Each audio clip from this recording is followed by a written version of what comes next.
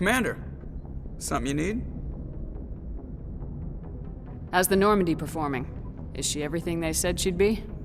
She's the best ship in the fleet, if you've got a pilot who knows how to handle her. Balance isn't what you'd expect. Takes a while to get used to that oversized drive core we got stuffed in the back, and her power can sneak up on you if you're not careful. The Normandy's probably too much ship for your average Alliance pilot, Commander. Lucky for you, I'm anything but average. I like to know my crew. Mind if I ask you a few questions? I can see where this is going. You did a background check on me, didn't you? Well, I'll tell you the same thing I told the captain. You want me as your pilot. I'm not good.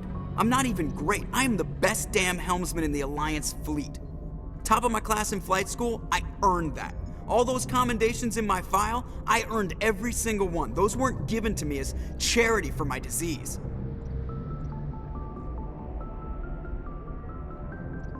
I'm sorry, Joker. I didn't even know you were sick. You mean you didn't know? Oh, crap. Okay, I've got Vrolik syndrome, brittle bone disease. The bones in my legs never develop properly. They're basically hollow, too much force and they'll shatter. Even with crutches and my leg braces, it's hard to get around. One wrong step and crack! It's very dramatic, but I've learned to manage my condition, Commander. Put the Normandy in my hands and I'll make her dance for you. Just don't ask me to get up and dance unless, you like the sound of snapping shin bones. Why does everyone call you Joker? It's a lot shorter than saying Alliance Flight Lieutenant Jeff Moreau. Plus, I love to make little children laugh. I was just thinking how much you remind me of Santa Claus. Look, I didn't pick the name. One of the instructors in flight school used to bug me about never smiling. She started calling me Joker, and it stuck. Why didn't you ever smile? Hey, I worked my ass off in flight school, Commander. The world's not gonna hand you anything if you go around grinning like an idiot. By the end of the year, I was the best pilot in the academy, even better than the instructors, and everybody knew it. They'd all got their asses kicked by the sickly kid with the creaky little legs. One guess who was smiling at graduation? I need to know more about this Vrolik syndrome if I'm putting my ship in your hands. Yeah, of course you do. It's an extremely rare condition. Nobody knows exactly what causes it. Genetic, maybe. It's treatable, but there's no cure. They classify my case as moderate to severe. I was born with over a dozen fractures, hip, thighs, ankles. My bones were already breaking in the womb. 100 years ago, I wouldn't have survived past my first year. Lucky for me, modern medical science has turned me into a productive member of society.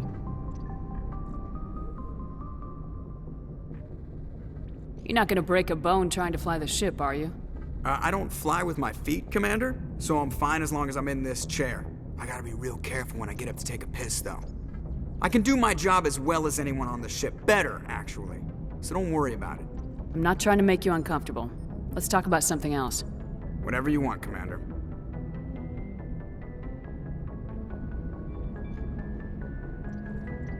How'd you end up joining the Alliance? Look, if you're looking for an inspirational tale of the crippled kid overcoming impossible odds, you're gonna be disappointed. My mother was a civilian contractor working for the Alliance. I basically grew up on the Arcturus station back when they were building up the fleets. Spend all that time around Alliance ships, there's a good chance you'll end up going to the Academy. I have to go. All right, see ya.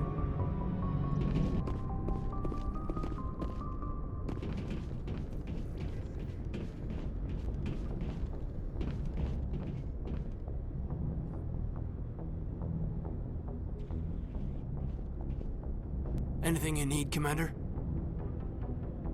What's your opinion on the last mission? I don't see how we could have done things any better. At least not without getting to Eden Prime sooner. And we were on the scene faster than any other Alliance ship could have been. Just trying to get a sense of where the crew's at. Thoughts? I've wasted enough of your time for now, Commander. We'll have time for personal debriefings later. We'll talk another time, Lieutenant. Commander?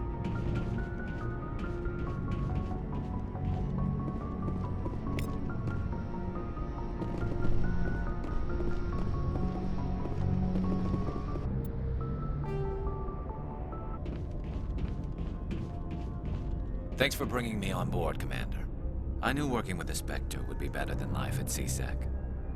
Have you worked with the Spectre before? Well, no, but I know what they're like. Spectres make their own rules. You're free to handle things your way. At CSEC, you're buried by rules. The damn bureaucrats are always on your back. Being a Spectre does have its advantages. Exactly my point. If I'm trying to take down a suspect, it shouldn't matter how I do it, as long as I do it. But CSEC wants it done their way. Protocol and procedure come first. That's why I left. So you just quit because you didn't like the way they do things? There's more to it than that. It didn't start out bad, but as I rose in ranks, I got saddled with more and more red tape. CSEC's handling of Saren was typical. I just couldn't take it anymore. I hate leaving. I hope you made the right choice.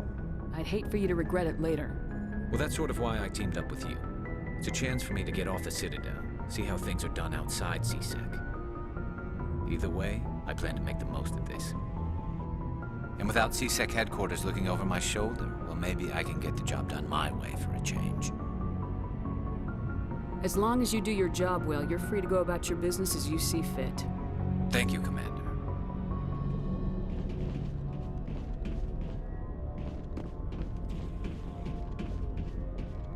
Nice ship you've got, Shepard. What can I do for you? What's your story, Rex? There's no story. Go ask the Quarian if you want stories. You Krogans live for centuries. Don't tell me you haven't had a few interesting adventures. Well, there was this one time the Turians almost wiped out our entire race. That was fun. Yeah, they tried the same with us, but we fought them off. It's not the same. It seems pretty much the same to me. So your people were infected with a genetic mutation? An infection that makes only a few in 1,000 children survive birth? And I suppose it's destroying your entire species? I suppose it isn't all the same. I don't expect you to understand, but don't compare humanity's fate with the Krogan.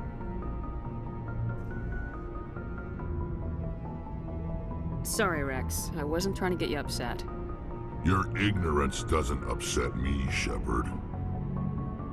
As for the Krogan, I gave up on them long ago. The genophage infected us, but it's not what's killing us. What can you tell me about the genophage? Ask the Solarians if you want details. They made it. All I know, it makes breeding nearly impossible. Thousands die in stillbirth, and most never get that far. Every Krogan is infected, every one. And no one's rushing to find a cure. Why don't the Krogan try to find a cure? When was the last time you saw a Krogan scientist? You ask a Krogan, would he rather find a cure for the genophage or fight for credits? He'll choose fighting every time. It's just who we are, Shepard. I can't change that. Nobody can. Are your people really dying? We're sure not getting any stronger. We're too spread out. None of us are interested in staying in our own system. Lots of species have left their homes and prospered. But they go to colonize new worlds. We're not settlers. We're warriors. We want to fight. So we leave. Hire ourselves out. And most of us never go back. So long, Rex. Shepard.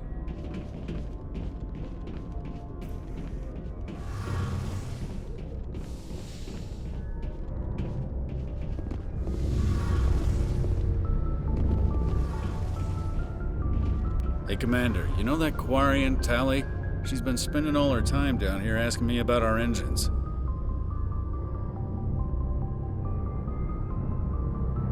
I'll tell her to leave you alone. What? No, she's amazing. I wish my guys were half as smart as she is. Give her a month on board and she'll know more about our engines than I do. She's got a real knack for technology, that one. I can see why you wanted her to come along. I figured she'd be a real asset to the team. You got an eye for talent, Commander, but I'm guessing that's not why you came down here. Fill me in on the IES stealth system. How does it work exactly? You can't hide a ship out in space. They emit too much heat and radiation, too easy for sensors to pick them up, unless you find a way to capture those emissions. So our stealth systems trap the energy we give off in storage sinks built into the ship itself. No emissions to give away our location. Eventually the sinks have to be vented. More than a few hours silent running and they overheat. Cook us inside our own hull. There's no way for anyone to detect us? A visual scan can still pick us up. Anyone looking out a window can see us plain as day. But you have to be pretty close to get an actual visual out in space. Most vessels rely on scanners. As long as the stealth systems are engaged, they can't see us. Not unless we accelerate to FTL speeds. Why doesn't it work with faster-than-light travel? Cranking up the FTL blue shifts our emissions, pushes them into frequencies too high to capture in the sinks. As soon as we make the jump, it's like setting off a flare. Sensors can pick up our location whenever we enter or exit FTL flight, but for short-range missions, our stealth systems are amazing, and we've got the only one. I want to know more about the Normandy. She's the best ship I've ever served on, probably the fastest vessel ever designed, and she's the only one using the new Tantalus drive core. What's so special about the Tantalus drive core? Proportionally, it's about twice the size of any other vessel. Not only are we faster, but we can run at FTL speeds longer before we have to discharge the core. Where else have you served, Adams?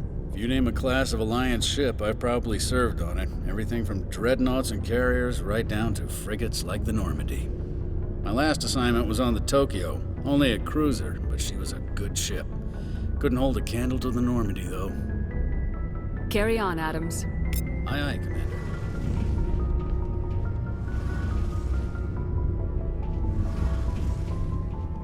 Your ship's amazing, Shepard. I've never seen a drive core like this before. I can't believe you were able to fit it into a ship this small. I'm starting to understand why you humans have been so successful. I had no idea Alliance vessels were so advanced. The Normandy's a prototype, cutting-edge technology. A month ago, I was patching a makeshift fuel line into a converted tug ship in the flotilla. Now, I'm sitting on board one of the most advanced vessels in Citadel space. I have to thank you again for bringing me along. Traveling on a vessel like this is a dream come true for me. I had no idea you found ship technology so interesting. It comes with being a Quarian. The migrant fleet is the key to the survival of my people. Ships are our most valuable resource. But we don't have anything like this. We make do with cast-offs and second-hand equipment. We just try to keep them running for as long as we can. Some of the fleet's larger vessels date all the way back to our original flight from the Geth. I can't believe your fleet's still using ships that are 3 centuries old. They're constantly being repaired, modified, and refitted. They aren't pretty, but they work, mostly. We've tried to make ourselves as independent as possible on the flotilla, grow our own food, mine, and process our own fuel. But some things we just can't make on our own. A patch to maintain the hull integrity requires raw materials we just don't have. That's why our pilgrimages are so important. Tell me about your people. Our lives aren't easy. Resources are scarce, and we are constantly on the move. Everything we do must in some way contribute to the continuation of the migrant fleet. There are 17 million Quarians in the flotilla, and each of us relies on the others for survival. The bonds among my people are strong. Unfortunately, we have had to surrender many of the freedoms and civil liberties other species take for granted. What kind of freedoms? Well, it's illegal for parents to have more than one child. If our population grows too much, it would strain our resources to their breaking point. Of course, we also can't allow our numbers to become too few. If our population is in decline, the rule against single births is temporarily repealed. In extreme cases of population decline, incentives are even offered to encourage multiple births, though the Conclave hasn't had to take such measures in nearly a century. That's your government. The Conclave is our civilian branch of government. Each ship can elect a representative to serve on the Conclave and make decisions that affect the fleet as a whole. On matters that affect an individual ship, however, the captain has the final say. It's a tradition that dates back to the early days, when the fleet was governed by martial law. Fortunately, most captains nowadays are smart enough to have an elected council from their crew to give them advice and guidance. So the ultimate power rests with elected officials? In practice, the Conclave and the respective council for each ship tend to set the rules that govern our daily lives. But in theory, we are still under military jurisdiction. The 5 top-ranking military officials in the fleet serve on the Admiralty Board. These 5 have the power to overrule any decision by the Conclave in case of emergency. To do so requires unanimous agreement among the Admiralty, and they can only do this once. After that, the entire board must resign their posts. It's a safeguard that served us well. In nearly 3 centuries, the Admiralty Board has only overruled the Conclave 4 times. I want to know more about the Geth. I doubt I can tell you anything you don't already know. It's been almost 3 centuries since they drove my people into exile. All I know is the story of their origins, what they were when we created them, and how they turned on us. Interesting. The Geth were originally created to serve as an automated manual labor force. Initially, their intelligence was as limited as any VI. Over time, we made small modifications to their programming to allow them to perform more varied and complex tasks, bringing them closer and closer to true AI status. How come the Council didn't step in and stop you? This wasn't true AI research. We may have been skirting the bounds of the law, but we never did anything that was actually illegal. The changes were so insignificant, so gradual, that we were able to control them. Or so we thought. But one thing we underestimated was the power of the neural network. A million Geth thinking simultaneously created an inherently unstable matrix. What made them rebel? As we built more and more Geth, their effective intelligence became more sophisticated, more abstract. One day, a Geth began to ask its Quarian overseer questions about the nature of its existence. Am I alive? Why am I here? What is my purpose? As you can imagine, this caused a near panic among my people. What did you do? It was inevitable the newly sentient Geth would rebel against their situation. We knew they would rise up against us, so we acted first. A general order went out across all Quarian-controlled systems to permanently deactivate all Geth. The Geth responded to this order violently.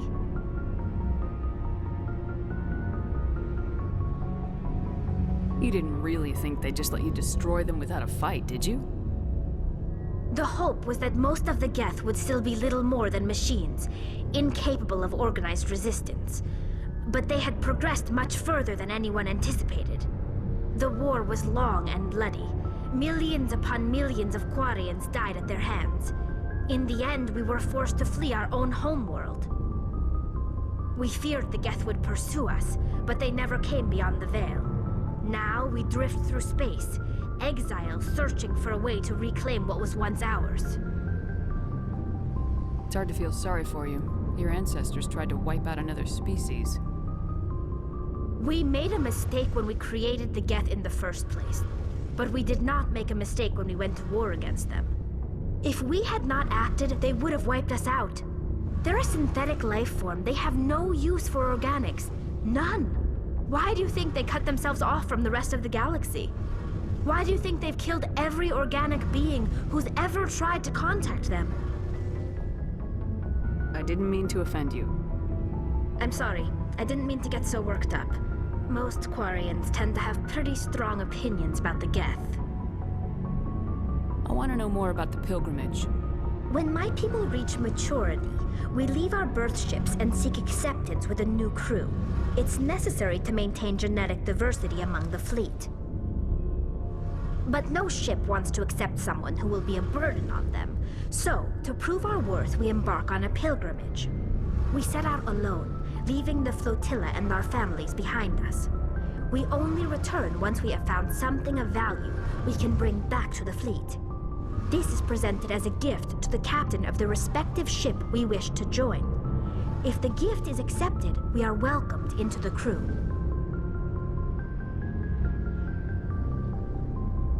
I can't believe they just send you off alone. It's not like they just cast us out. Before we leave, we are given lessons in how to survive outside the flotilla, and given gifts to help us on our journey. We also receive implants to fight off sickness and disease. Generations of living in an isolated and highly controlled environment have left our immune systems weaker than most. By the time we leave the fleet, we are well equipped for the pilgrimage. This is a rite of passage for all Quarians. If it were dangerous, our numbers would suffer. Virtually every pilgrimage ends with a triumphant return and the ritual presentation of the gift to one of the fleet's captains. Can a captain choose to reject the gift? That doesn't happen often. Most captains are eager to increase the size of their crew. It increases their own standing in our society. Even when the gift is not particularly valuable, the captain usually accepts it out of a sense of tradition. However, there is a stigma to presenting a substandard gift. It's not the best way to make a good impression on a new community. Most pilgrims don't return until they find something worthwhile. I want to talk about something else. Like what? I should go. See you later.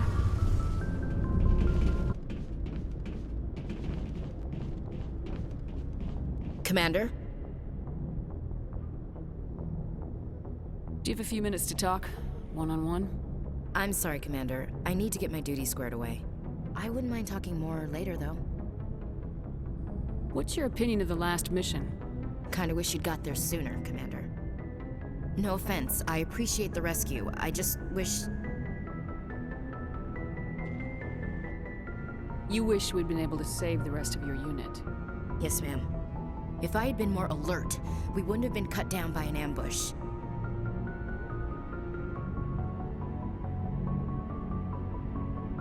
The answer seems plain enough to me. Be more alert. Aye, aye, Commander. I'll make sure it doesn't happen again. Dismissed, Chief. Ma'am,